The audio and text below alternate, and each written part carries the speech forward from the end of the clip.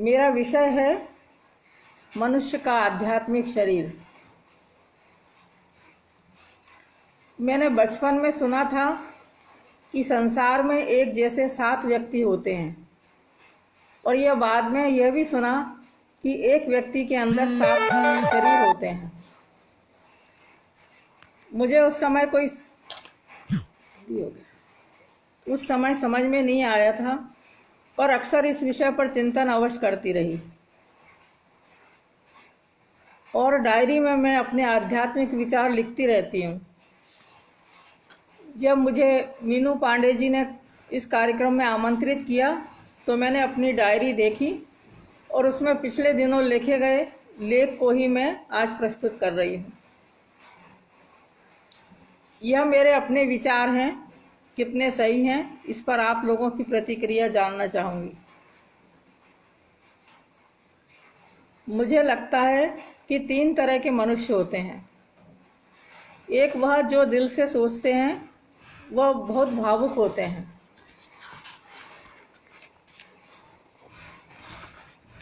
नमस्कार आदरणीय राजन सक्सेना जी।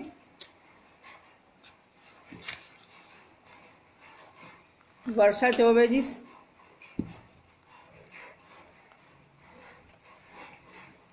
और एक व्यक्ति दिमाग से सोचता है, वो बहुत व्यवहारिक होता है।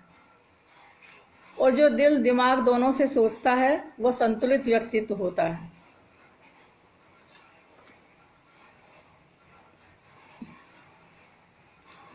ईश्वर ने हर व्यक्ति को यूनिक बनाया है।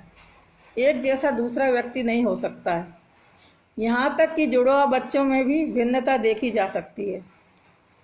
इस संसार में जब एक पत्ती और एक कण भी एक जैसा नहीं है, तो हम मनुष्य कैसे एक जैसे हो सकते हैं।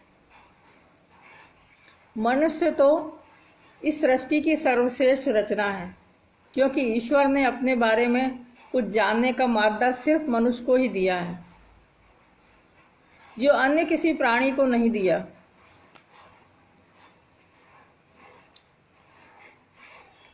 सभी को मेरा नमस्कार है जो यहाँ उपस्थित हैं।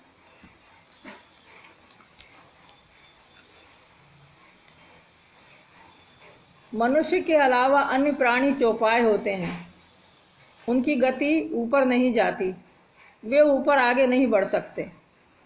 मनुष्य अपने 2 पैरों पर खड़ा रहता है, उसका सिर आकाश में है और पैर जमीन पर। इसलिए मनुष्य का मस्तिष्क संभावनाशील है। वह असीमित रूप से विकसित हो सकता है। ऊंचा उठने के लिए मस्तिष्क ऊपर उठा होना आवश्यक है, क्योंकि विकास की सीढ़ियां ऊपर की ओर जाती हैं। इसलिए ईश्वर ने मनुष्य को अपना प्रतिनिधित्व बनाकर भेजा है। ईश्वर वैसे तो कण कण में निवास करता है। ईश्वर महावैज्ञानिक भी है। उसने मनुष्य के मस्तिष्क में ऐसे तार फिट कर दिए हैं जिससे वह नए नए आविष्कार कर सके। नस नाड़ियों के रूप में मस्तिष्क में ऐसे तार फिट कर दिए हैं जिससे वह नए नए आविष्कार कर सके। जैसे बिजली बोर्ड में होता है, सारे स्विच एक जगह स्थित होते हैं, वहां से अलग अलग स्थान तक उसके तार फैले होते हैं। जिस बटन को हम दबाते हैं वह काम करने लगता है। इसी प्रकार मनुष्य में विचार रूपी ऐसे स्विच हैं, जिसको दबाव वैसे ही रासायनिक स्राव होने लगते हैं। जैसे काम, क्रोध, लोभ के विचार रूपी स्विच हैं, जिसका हम जैसा प्रयोग करेंगे वैसे ही रासायनिक स्राव होंगे और वैसे ही व्यक्ति कार्य करने लगता है। अनिल कुलश्रेष्ठ जी नमस्कार।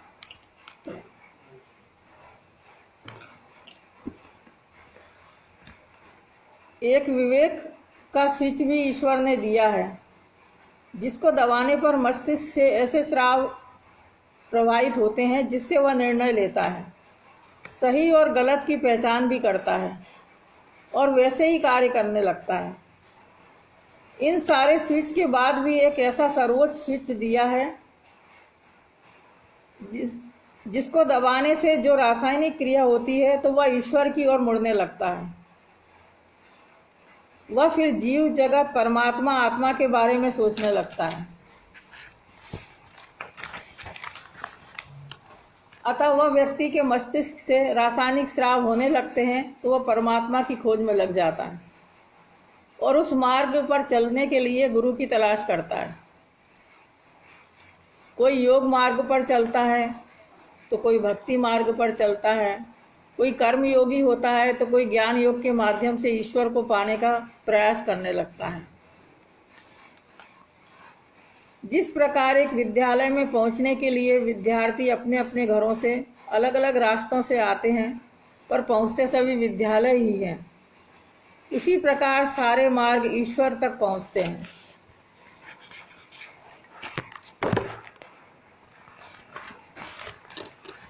ईश्वर महावैज्ञानिक इसलिए भी है क्योंकि उसने वे आविष्कार मनुष्यों के अंगों के माध्यम से पहले ही बना दिए हैं, जिनसे वह स्वयं जाने, समझे, पढ़े लिखे और साधना करे।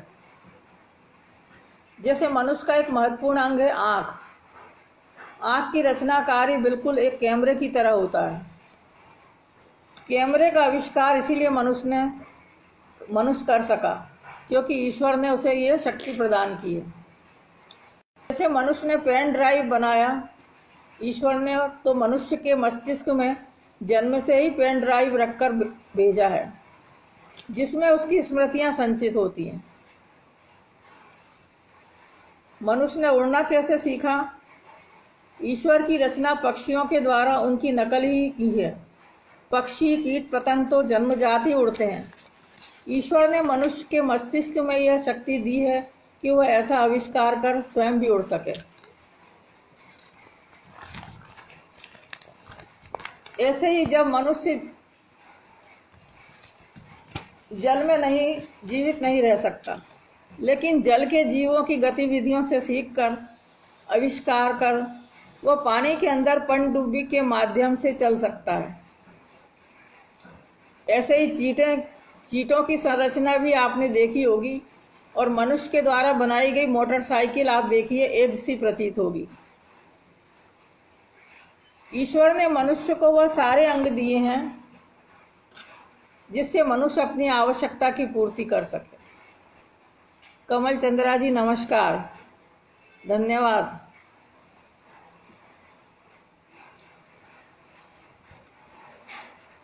मनुष्य शरीर से लौकिक पारलौकिक गुण प्राप्त कर सकता है। मनुष्य चलता फिरता एक अजूबा ही तो है। मनुष्य के शरीर में हृदय रूपी फैक्ट्री है जो रक्त संचार यंत्र का कार्य करती है, जो लगभग 100 साल तक कार्य करती है, जो लगभग 100 साल से अधिक भी कार्य कर सकती है, जबकि मनुष्य द्वारा मशीनों का कार्यकाल सीमित होता है।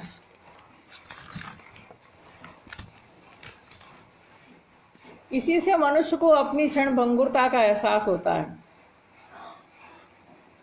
ईश्वर ने मनुष्य शरीर को बनाया पर अंदर के कार्यकलाप स्वयं ने अपने हाथ में ही रखे हैं। हृदय का धड़कना, रक्त का संचरण करना, जन्म मृत्यु अपने हाथ में ही उन्होंने रखा है। लेकिन मनुष्य का आध्यात्मिक शरीर अजर अमर है, जिसे हम प्राण, आत्मा, ऊर्जा शरीर भी कह सकते हैं, सूक्ष्म शरीर भी कह सकते हैं। यही ऊर्जा शरीर हमारे भौतिक शरीर को शक्ति प्रदान करता है। वायुमंडल से प्राणवायु खींचकर उसका जीवन चलाता है। आध्यात्मिक ग्रंथों में 7 चक्रों की बात कही जाती है। ये हमारे शरीर में 7 ऊर्जा शरीर हैं। वह सभी चलायमान हैं, वह सभी मनुष्यों में हैं, पर वे मनुष्य के स्वयं के विचार कर्म के द्वारा विकसित होते हैं।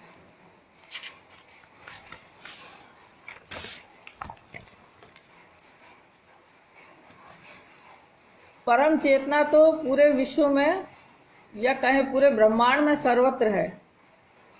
ईश्वर ने मनुष्य को यह गुण दिया है कि वह जिस वस्तु को परमात्मा मान ले वो परमात्मा हो जाती है। क्योंकि ऊर्जा उसमें प्रवेश कर जाती है और वह ऊर्जा अपने वातावरण में फैलकर उसका एहसास कराती है। मंदिरों में हम लोग जाते हैं तो वहाँ एक सुखद शांति का एहसास होता है, कारण बहुत सारे लोगों की ऊर्जा वहाँ एकत्र होकर घनीभूत हो जाती है। इसी शरीर में सब कुछ है, ज्ञान भी विज्ञान भी, बल्कि कहें तो पूरा ब्रह्मांड ही हमारे शरीर में समाया हुआ है, क्योंकि वह आंतरिक चेतना हमारे सूक्ष्म शरीर से ही हमें प्राप्त होती है, जो ईश्वर ने हमें हमारे अंदर फिट की है। आधुनिक शब्दों में कहें तो जोड़ दी है। सूक्ष्म शरीर जो हमारा प्राण है, वही ब्रह्मांड से प्राणवायु खींचता है और शरीर को जीवित रखता है, अपने को चार्ज करते रहता है।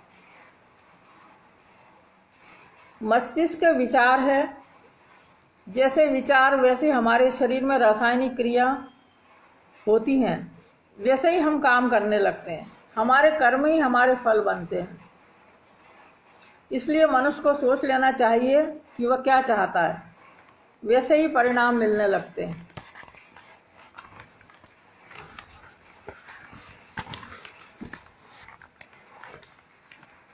मुझे लगता है हमारा आंतरिक ऊर्जा शरीर ही कुंडलिनी शक्ति है, जो हमारे विचार हमारे कर्म द्वारा ऊपर उठती है, क्योंकि ऊर्जा ही ऐसा तत्व है जो चलायमान है।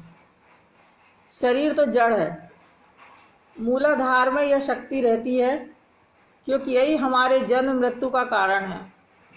जब तक व्यक्ति केवल भोग विलास में रत रहता है, वह आगे नहीं बढ़ सकता।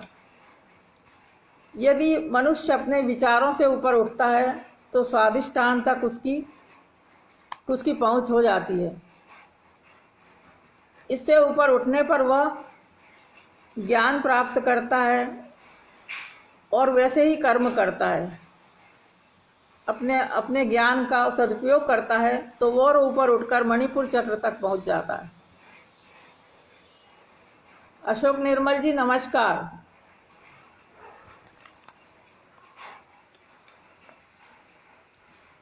यश पुण्य का भागी होता है, इससे ऊपर उठकर अनाहत चक्र तक पहुंचता है। इसे हृदय चक्र भी कहते हैं। मुझे लगता है अधिकतर स्त्रियां इस चक्र तक जन्म से ही पहुंची होती हैं, क्योंकि उनमें ममता, वात्सल्य, करुणा, स्नेह का भाव प्रमुख होता है।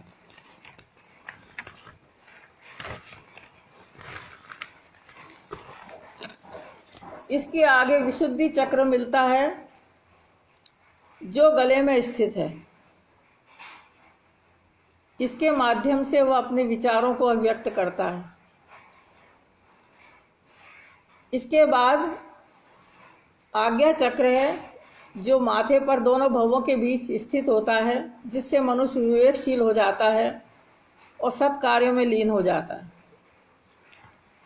अंतिम चक्र सहस्त्रार चक्र है, जिस पर पहुंचकर व्यक्ति आत्मज्ञानी हो जाता है, ईश्वर की कृपा पाता है।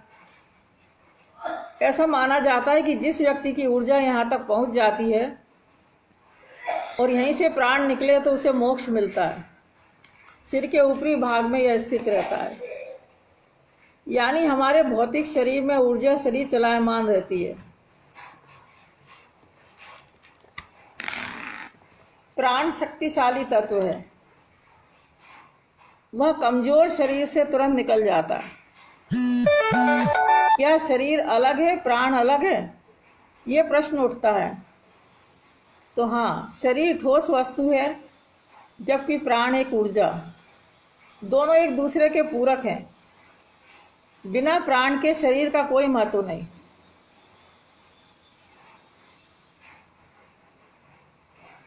और शरीर के बिना प्राण का कोई महत्व नहीं।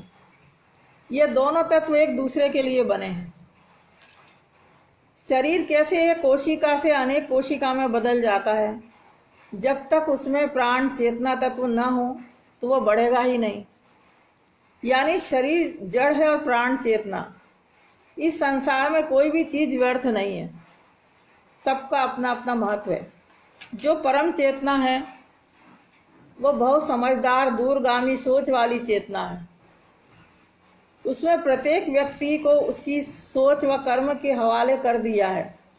जो जैसा कर्म करेगा वैसा ही फल उसे मिलेगा। ईश्वर स्वयं दृष्टा बनकर देखता है और करता कुछ नहीं, पर न सुनने का नाटक करता है। जिससे ये दुनिया न बनाई, जिसने ये दुनिया बनाई, क्या वह इतना नादान होगा? नहीं, हमारी सोच से वह बहुत परे है, हमारी सृष्टि से, कानों से बहुत दूर है। हम एक सुई की नोक से बिंदु हैं और वह पूरा ब्रह्मांड। हम कैसे उसके विषय में जान सकते हैं? पर स्वयं को जानने के लिए हमारे पास उसने हमारे सिर में जो स्विच फिट कर दिया है, जिसके सहारे हम उस तक पहुंच सकते हैं। यानी मैं और तू एक ही हैं। ये बड़ा अजीब सा है संसार। यानी ईश्वर ने ही बड़ी कृपा की है, हमारे अंदर एक बिंदु सा ही अपना अंश दे दिया है।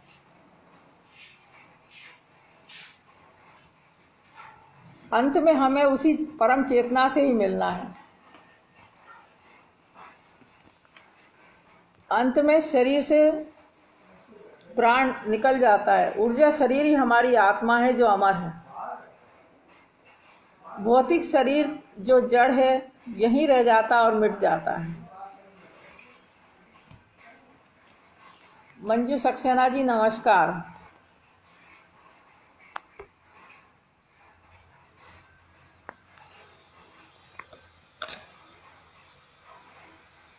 आप अपनी प्रतिक्रिया भी दे दीजिए।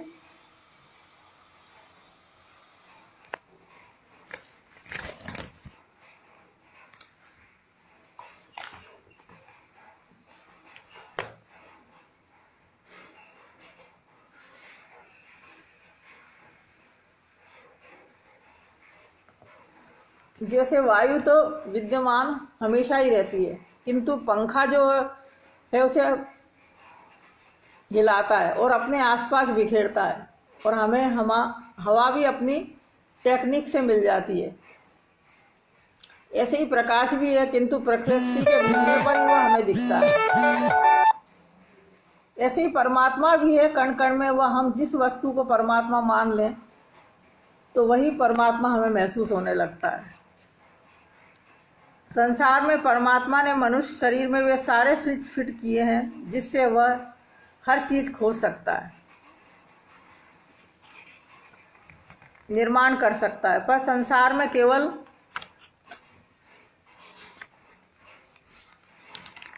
परमात्मा एक तत्व है, उसी में सारे गुण समाये हुए हैं। पर संसार को चलाने के लिए उसने हर वस्तु के दो भाग किए हैं, अच्छा और बुरा, सुख दुख, स्त्री पुरुष। हर वस्तु को जोड़े में बनाया है जिससे यह संसार क्रियाशील हो जाता है। संसार चलाने के लिए दो वस्तुओं का होना आवश्यक है। मनुष्य शरीर में भी संपूर्ण संसार समाया हुआ है।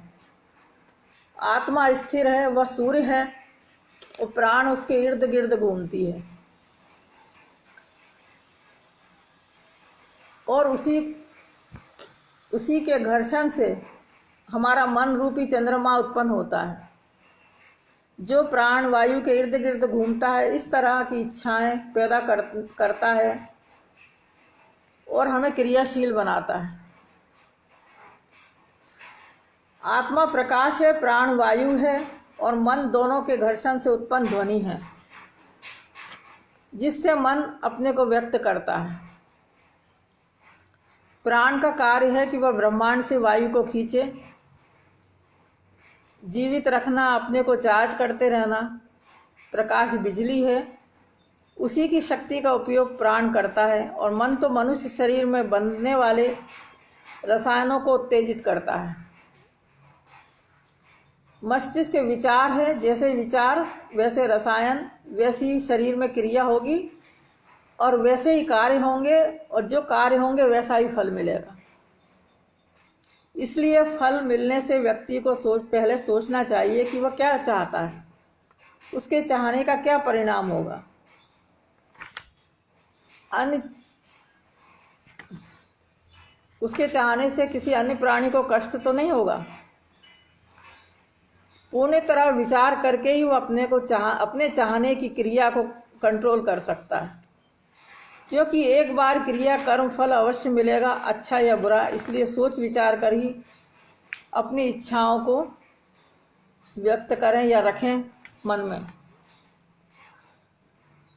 उसे यह सोच लेना चाहिए कि उसकी इच्छा से किसी का रास्ते में रुकावट तो नहीं बन रहा, यानी वह ऐसा करता है तो मनुष्य अपने विचारों को सही दिशा में कार्य करने के लिए मोड़ सकता है।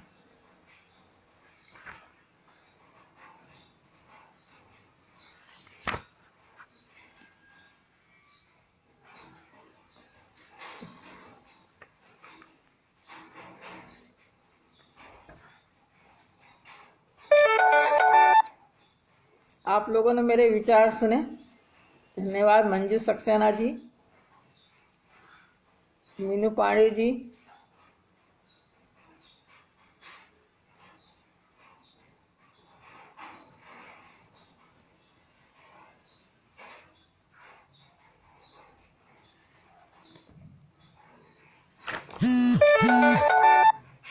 ये मनुष्य शरीर ही ऐसा है जिससे हम ईश्वर को पा सकते हैं। पशु पक्षी कीट पतंग ईश्वर को नहीं पा सकते, क्योंकि हमारी चेतना जो कुंडलिनी शक्ति हमारे अंदर है वो हर व्यक्ति के अंदर है, और वो केवल अपने नैतिक कर्मों के द्वारा ही उस तक पहुंच सकता है, तभी वो जागृत होती है। तो जैसे कबीरदास जी ने कहा ना कि वो तो पल में ईश्वर मिल जाता है, बहुत कठिन नहीं है, ईश्वर 1 मिनट में मिल जाता है। तो ये मनुष्य शरीर जो है हमारा बहुत महत्वपूर्ण है। हमारे भौतिक शरीर की आवश्यकताओं को तो हम ध्यान में रखते हैं, किंतु हमारा जो ऊर्जा शरीर है उसके प्रति हमारा ध्यान नहीं जाता। तो हम ऐसे कर्म करें जिससे हमारा भौतिक शरीर और हमारा ऊर्जा शरीर दोनों का समन्वय हो जाए और हम परमात्मा तक पहुंच जाएं और हमें मोक्ष की प्राप्ति हो जाए।